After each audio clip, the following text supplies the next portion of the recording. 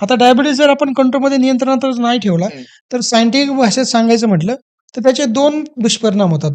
एक म्हणजे microvascular complication, एक मॅक्रोव्हॅस्क्युलर कॉम्प्लिकेशन. ओके. मायक्रोव्हॅस्क्युलर कॉम्प्लिकेशन म्हणजे काय?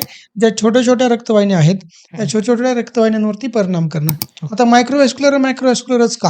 हां, हां. हे जर थोडंसं डीपमध्ये सांगायचं म्हटलं, तर आपल्या शरीरामध्ये ज्या रक्तवाहिन्यांच्या जाळं आहे, ते ओके. जर एकाला एक जर रक्तवाहिनी जोडली, हं. तर 6000 माइल्स तयार होतात आणि ते जर असे राउंड अप केले, तर पृथ्वीला 2.5 वेळा फेरी मारू शकते, एवढे रक्तवाहिन्यांचं जाळं आहे आपल्या शरीरामध्ये. ओह म्हणजे माय आपण गॉड! जे अध्यात्मामध्ये म्हणतो, की हां, 1,72,000 नाड्या आहेत, हां. तर ते हेच आहे. सायन्स आणि अध्यात्म हे एकच आहे. Okay, okay. बरोबर फक्त आहे. नाण्याच्या 2 बाजू आहेत. हां. मग ज्या हे 1,72,000 नाड्या किंवा एवढं जर आपल्या शरीरामध्ये रक्तवाहिन्यांचं जाळं आहे, तर त्याच्यावरतीच डायबिटीजचा परिणाम होतो. मग तो मायक्रोव्हॅस्क्युलर होतो आणि मॅक्रोव्हॅस्क्युलर होतो.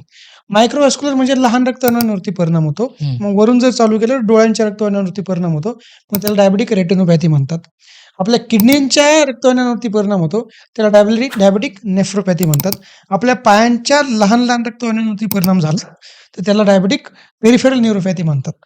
आणि मोठ्या रक्तवाहिन्यांवरती परिणाम झाला, मॅक्रोव्हॅस्क्युलरवरती जर परिणाम झाला, तर पुन्हा एकदा मेंदूच्या रक्तवाहिन्यांवरती परिणाम होतो. त्याला कार्डिओव्हॅस्क्युलर ॲक्सिडेंट्स म्हणतात. मग पॅरालिसिस वगैरे असं होतं.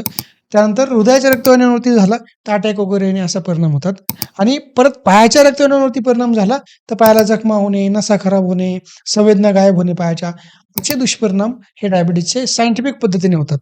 पण जर बारीक जर बघितलं, तर पायाच्या नखापासून तर डोक्याच्या केसापर्यंत प्रत्येक पेशीला डायबिटीज डॅमेज करू शकतो, असं डायबिटीजचं काम आहे.